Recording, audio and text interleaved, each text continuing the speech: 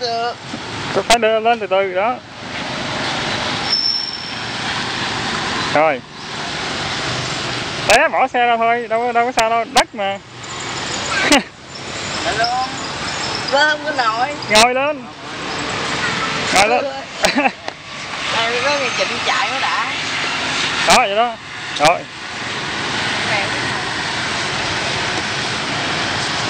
Rồi.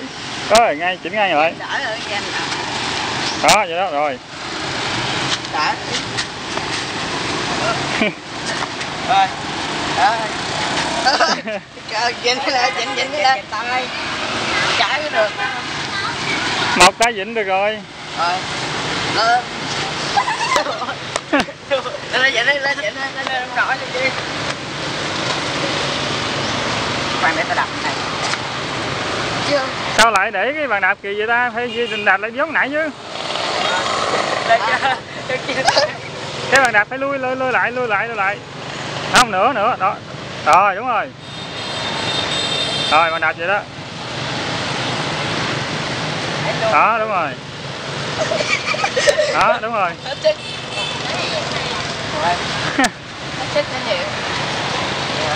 Đâu thấp bàn đạp chứ. Thấp bàn đạp xuống.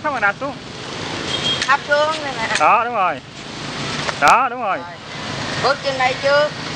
Đó vậy đó đúng rồi. Rồi. Bước lên. Rồi dịch chưa? Rồi bước lên. Rồi lên. Dịch chạy. Đạo ơi. Thôi chưa đạp được từ từ. Đứng thôi. Chú đạp thử chú. Rồi, đứng thôi. Chú đạp thử chú. Dịch sao á, dịch sao? Khỏi cần tự làm đi. Rồi ngồi lên. Rồi đứng thôi rồi. Rồi đứng thôi. Rồi buông tay phải ra, vỗ tay một cái được không? Rồi thôi đứng thôi, từ từ vỗ tay một cái. Rồi đúng rồi, đó, rồi bây giờ vỗ tay một cái rồi tăng lên 2 cái vậy đó, từ từ. Sao chạy? Từ từ mới quen được chứ. Đó vậy là giỏi, giỏi rồi. Buổi đầu vậy là giỏi rồi.